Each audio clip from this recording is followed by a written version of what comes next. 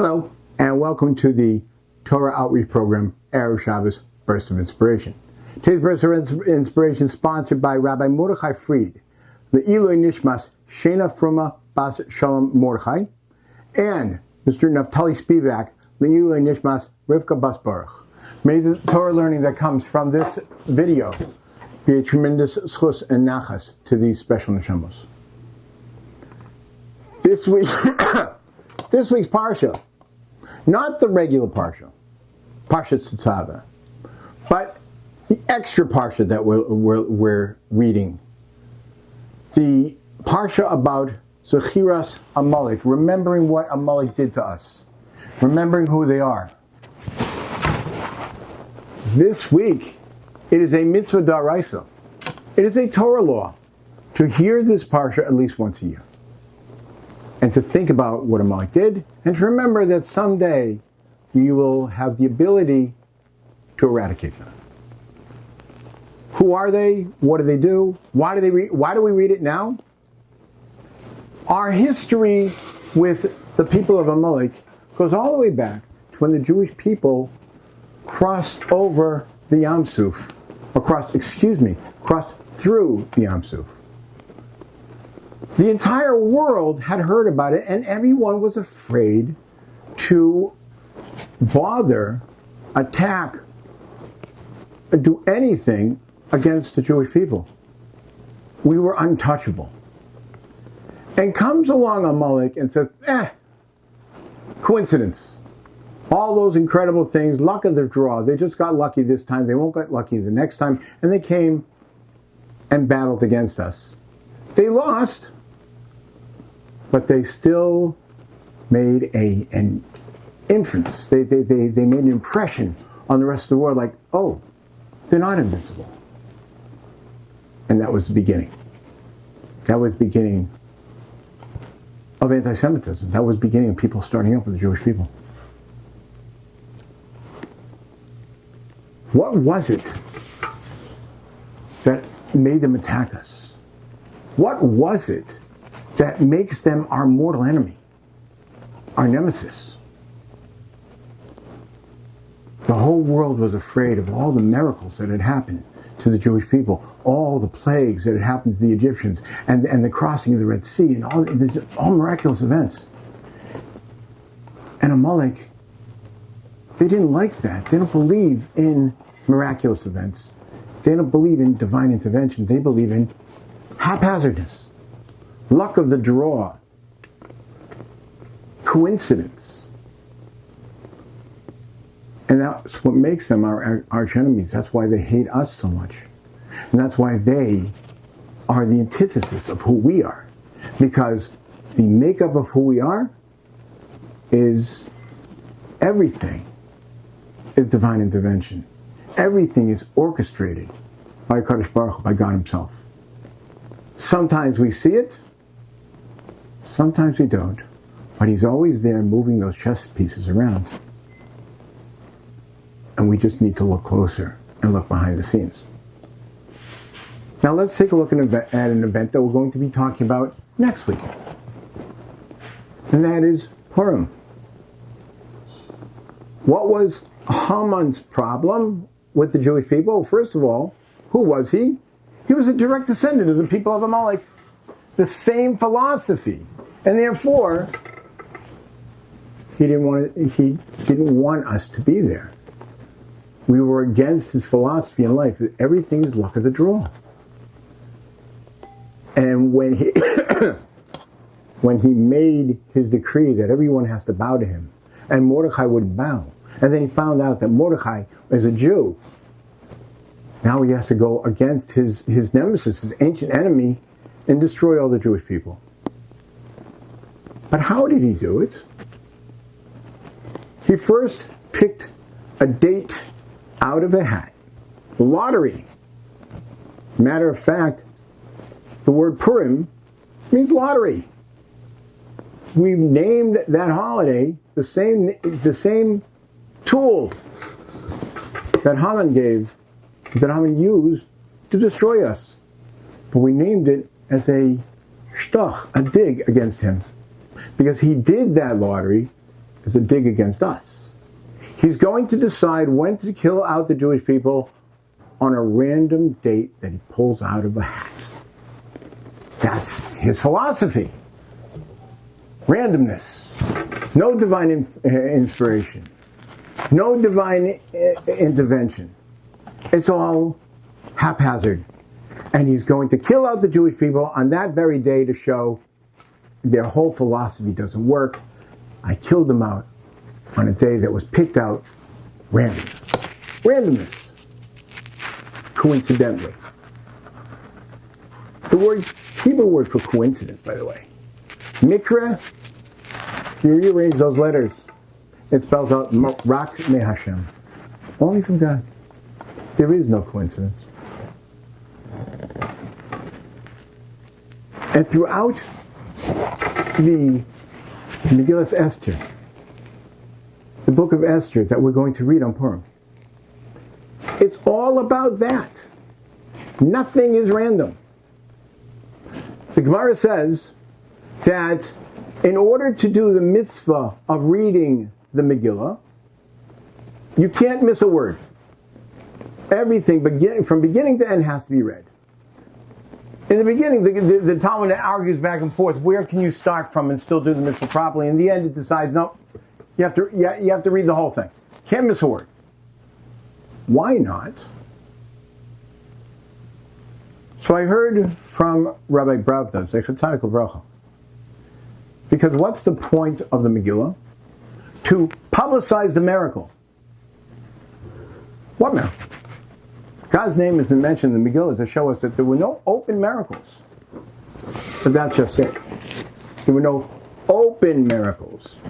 Every line, there's a hidden miracle behind the scenes. We just don't see it. I'll give you one example. When Vashti decides she doesn't want to go to the party, she doesn't want to dance in front of Achashverosh's people. She thought it was below her dignity. She's the reason he's in power. But at the same time, she could have been a little bit more careful. We're talking about ancient Persia. Ancient Persia, modern day Persia, which is Iran, if a woman mouths off to her husband and he kills her for it, no one would say anything. In ancient Persia, it was even worse. But yet, when she didn't want to go to the party, she could have very easily have said, and she wasn't stupid, she could have said, I have a headache, I'm not feeling well, it's a bad time for me, I'm something. But this brilliant woman that got herself into a seat of authority was able to get herself back into power. She said, you stupid fool, you would not have been good enough to shovel the horse manure for my grandfather. My grandfather can drink barrels of wine and not get drunk, and you have one glass and you become completely crazy. This was said to his messengers, to the messengers of Achashverosh, and their job is to repeat the message verbatim. Imagine, they had to repeat those words of Vashti in front of Achashverosh and all his guests. Revealing, by the way, a secret that she promised she wouldn't give away, that he was Belshazzar's stable boy. She gave that secret away in such a humiliating manner to the king. Did she have a death wish? Did she want to die? Was she stupid? No. Obviously, if you look between the lines, if you just read it, okay, fine, she said that. Stupid move, silly girl. But let's be realistic. She wasn't stupid. But if you read between the lines, Kadosh Baruch will put those words in her mouth. So she'll be executed, and Esther can step in. He's moving the chess pieces. Constantly moving the chess pieces. That's only one example, and there are examples from the beginning to the end of the story. And this is why Purim is celebrated more so than any other holiday. It's a rabbinic holiday, but yet there's dancing in the streets. We're so careful to celebrate Purim to the utmost. Why? Because we can relate to this. If we just open our eyes. Everybody's life is divine intervention, directions, miracles from beginning to end. Nothing happens unless Baruch is moving the chess pieces. When we look at it on the surface, like the story of Purim, like the Megillah, we see our lives. We see some good things, some bad things, our lives. Our lives as a people, our lives as individuals, our lives as families. We see, but when we look closely, we can see God's hands moving the chess pieces. Not always do we see it right away. Sometimes you have to look back years. Not always do we see it in our lifetime. Sometimes you have to look, the people who are alive have to look back generations. I'll give you one very quick example. All right, it's a long story, but I'll minimize it for the sake of this video. My own life. My great-grandmother and the great-grandmother of someone who later became a good friend of mine were raised like sisters back in the old country, back in Kiev. They nursed off the same, their parents used to, their mother used to take turns nursing them. They were like sisters. Their family escaped Russia and ended up in New York. Our family escaped and ended up in Lowell, Massachusetts. And the families fell apart over the years, disconnected from each other because of the distance. But the two grandmothers kept in contact. They would write each other once a month, once a week. And they were once writing each other about what their grandchildren were doing. And my grandmother wrote that her grandson is in this camp, and his grandmother wrote that her grandson is in the same camp.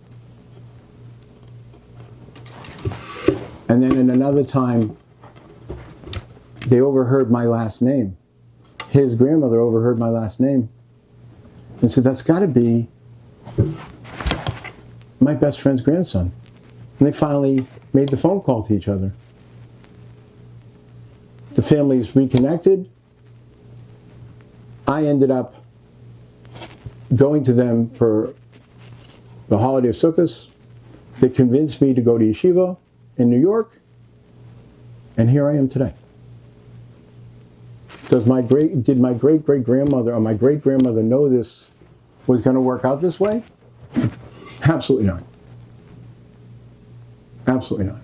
But yet, he's moving the puzzle pieces. He's moving the chessboard.